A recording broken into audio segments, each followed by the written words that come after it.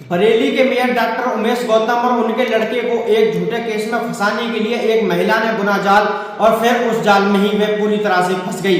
जहां अगर आप इस वीडियो को देखेंगे और सुनेंगे तो आप पूरी तरह से चौंक जाएंगे कि एक महिला इस हद तक गिर सकती है। एक महिला ने 2.5 साल पहले इन दोनों पर एक आरोप लगाया था कि ये दोनों बाप बेटे मुझे अपनी गाड़ी में जबरन उठा के ले गए थे और मेरे साथ बलात्कार किया। इसने कोतवाली देहात बरेली पर मुकदमा कराया था जिसमें ये पूरी तरह से झूठी साबित हो गई। जब इस पे एक झूठा मुकदमा चल रहा था, जब इसने जो झूठा केस लगाया था वह पूरी तरह से फर्जी था। वह अदालत में इसका एक केस चल रहा था कि झूठे केस में किसी और को फंसा रही थी, वह इस पे केस भी चल रहा था। जहाँ 2.5 साल के बाद फिर ये महिला एक जाल बुनती है और उस जाल में इन दोनों को फंसाना चाहती है, लेकिन वह खुद ही पूरी तरह से फंस जाती है। वह एक झोला छाप डॉक्टर की मदद लेती है और एक जिला अस्पताल के कंपाउंडर की भी पूरी तरह से मदद लेती है। वह अपने सीने में तमंचे की गोली को फिट कराती है और फिर वह जिला अस्पताल के बाहर जाकर पूरी तरह से बेहोश हो जाती है। उसने नींद की भी गोली खा रखी थी। जब वह पूरी तरह से बेहोश हो जाती है और उसके सीने में से भी खून निकल रहा था, ऐसा लग रहा था कि उसके किसी ने गोली मारी है। 2 गोली जो कि बाहर पड़ी हुई थी और एक गोली उसके सीने में लगी हुई थी। जब डॉक्टर जो है सूचना पुलिस को देते हैं, मौके पर पुलिस आती है, आला अधिकारी के मौके पर पहुंचते हैं कि एक महिला को शाम गोली मार दी गई है। तो पूरे जिले में अफरा तफरी का माहौल हो गया, सनसनी फैल गई। जब महिला को अस्पताल में ले जाया जाता है, जब उसका इलाज चल रहा था, जब महिला को होश आता है तो वह पूरे मीडिया वालों को एक ही बात बताती है कि जो मेयर डॉक्टर उमेश गौतम है वह अपनी लड़की के साथ आए थे और उन्होंने मुझे गाड़ी में वह मुझको उठा के ले गए और मेरे साथ बलात्कार किया, फिर मुझ में गोली मारकर वह अस्पताल के सामने मुझे फेंक के चले गए। तो जब एसपी इस चीज की बारीकी से जांच जब डॉक्टरों से कराते हैं तो डॉक्टर एक ही बात कहते हैं कि सर ये जो गोली इसके सीने में लगी हुई है ये तमंचे की तो गोली है, लेकिन ये गोली ऐसे नहीं लग रही कि ये गोली किसी ने मारी है, बल्कि ऐसे लग रही है ये गोली ऑपरेशन करके इसके सीने में लगाई गई है। तो एसपी जो है वो पूरी तरह से चौंक जाते हैं और वह कहते हैं कि आप ये किस तरह क्या की बात कर रहे हो। तो डॉक्टर भी एक ही बात कहता है कि मैं जो बात कह रहा हूँ वह सच कह रहा हूँ, आप पूरी तरह से जांच कीजिए। तो पुलिस महिला को कुछ नहीं बताती है और उन दोनों लोगों को गिरफ्तार कर लेती है और अपने थाने में बैठा लेती है।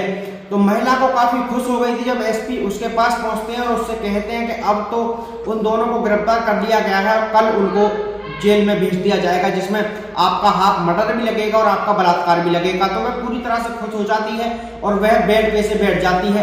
तो एसपी जो थे वह उससे काफी बारीकी से पूछताछ करते हैं और उससे कहते हैं कि ये पूरा मामला किस तरीका का है आप हमें बताइए। तो वह बताने से साफ इनकार कर देती है और वही रटी रटाई कहानी को ही बताती है कि मुझको दोनों के बाप बेटे दोनों मुझे अपनी गाड़ी में बैठा के ले गए, मेरे साथ बलात्कार किया और मुझ में गोली मार के अस्पताल के सामने फेंक गए। जब पुलिस अस्पताल के सीसीटीवी कैमरों को तलाशती है, जब सीसीटीवी कैमरों को देखती है तो उसमें पुलिस पूरी तरह से चौंक जाती है। वह देखती है कि एक नहीं दो नहीं बल्कि ये 3 लोग हैं जिसमें ये जो महिला आरोप लगा रही है वह महिला है और एक अस्पताल का कंपाउंडर है और एक डॉक्टर है। जब पुलिस उन दोनों को गिरफ्तार करती है और उनसे जब बारीकी से पूछताछ की जाती है, काफी सख्ताई से जब पूछताछ की जाती है तो वह दोनों जुर्म कबूल कर लेते हैं और पूरी घटना बताते हैं कि ये जो महिला है हमारे पास आई थी, इसने मुझे 10,000 रुपए दिए थे कि एक तमंचे की गोली लेकर आ, मैं इसे एक तमंचे की गोली लेकर आया था और 2 अन्य गोली लेकर आया था, जो पिस्टन की 2 गोली है और एक तमंचे की गोली है। और ये जो डॉक्टर साहब हैं इन्होंने ऑपरेशन करके वह गोली इसके अंदर फिट करी। तो पुलिस इस चीज को पूरी बारीकी तरीका से पहचान लेती है और जब पासी के कोतवाली में का जब मामला सामने आता है कि इस महिला ने इन दोनों लोगों पर एक फर्जी मुकदमा पहले भी लगवाया था जिसमें ये पूरी तरह से फेल हो गई। जब पुलिस ने उन दोनों को छोड़ दिया और इस महिला को गिरफ्तार कर लिया, उन दोनों लोगों को भी पुलिस ने गिरफ्तार कर लिया।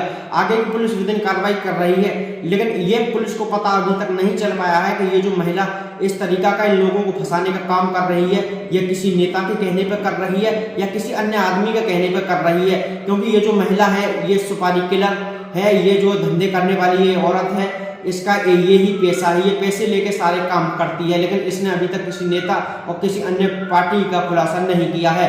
यहाँ पुलिस ने इन तीनों आरोपियों को गिरफ्तार कर कार्रवाई कर जेल भेज दिया है और आगे की पुलिस विधिन कार्रवाई कर रही है। Bureau report, India crime news. ये पूरा मामला उत्तर प्रदेश के जिला बरेली का ये पूरा मामला है। मैं मनीष ठाकुर। 25 को थाना कोतवाली में एक महिला की गोली लगने की सूचना प्राप्त हुई थी।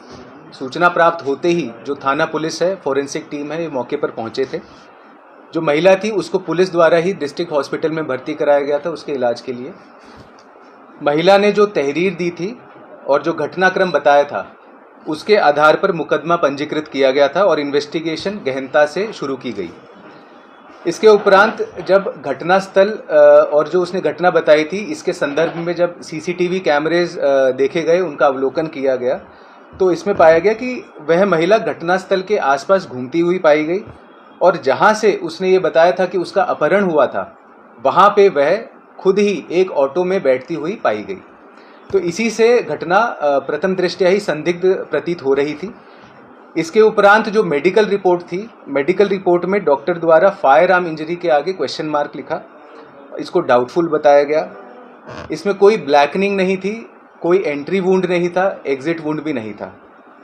जिस डॉक्टर ने महिला का ऑपरेशन माइनर ऑपरेशन करके जो उसके घाव था उसके अंदर एक बुलेट इम्प्लांटेड थी, वह बुलेट जो निकाली थी, उस डॉक्टर ने भी अपने रिपोर्ट में ये लिखा है कि इसमें कोई भी फायर आर्म इंजरी नहीं थी और यह जो इंजरी थी वह फेक थी, इम्प्लांटेड थी।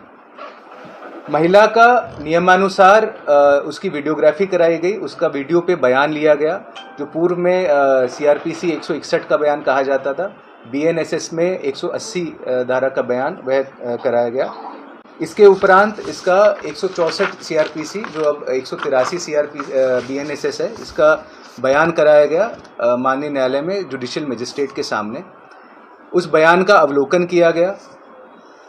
इसमें महिला ने पूरा घटनाक्रम बताया और उसने क्या षड्यंत्र रचा था, कैसे रचा था, इसको पूरा उसने कबूला, उसने कन्फेस किया और ये पूरा घटनाक्रम बताया। इस महिला ने बताया कि पूर्व में 2022 में इसने एक गैंग रेप की सूचना दी थी जिस पर एफआईआर हुई थी इसी थाना कोतवाली में।